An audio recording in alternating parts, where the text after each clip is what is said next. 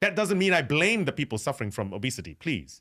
Yeah. But it doesn't help anybody to not look at the health issues that are associated with carrying too much fat. We have to discuss it in a non-stigmatizing and non-blaming language, but we do need to be honest about it. Yeah, and I think we can both agree that just generally targeting anyone, which I've seen a lot of, like, someone will be on the front cover of a magazine and then someone will like quote retweet it and attack them and say that they're not healthy and it's promoting bad body standards or health standards or whatever.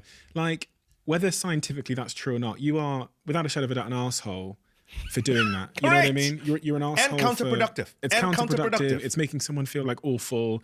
It's not, it's making people have the stigma, as you've said. And if you think about it from a psychology standpoint, shaming people for how they feel is probably not going to help them be proactive in making changes. If you think about how motivation works with, self-esteem and how we feel and wanting to feel positive and high self-esteem to make changes in our life, it's probably not an effective strategy to attack people for their body image, regardless of whether or not it's a dickhead move. I mean, it does exactly.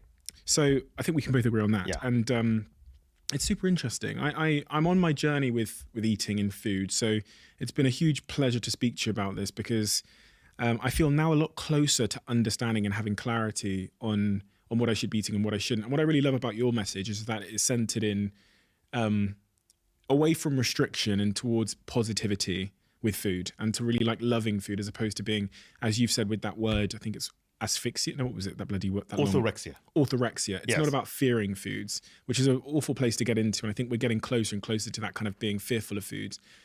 It's just about, I guess, making a little bit more informed choices, but also keeping the balance and the chocolate and the other things that are part of all of our lives. What's your mission? I'm assuming you have one when I ask the question, and I shouldn't do that. Do you have a mission? And if so, what is it? Oh, so my mission is to destigmatize obesity and try, because look, it is going to roll like a tidal wave into every single country across the world.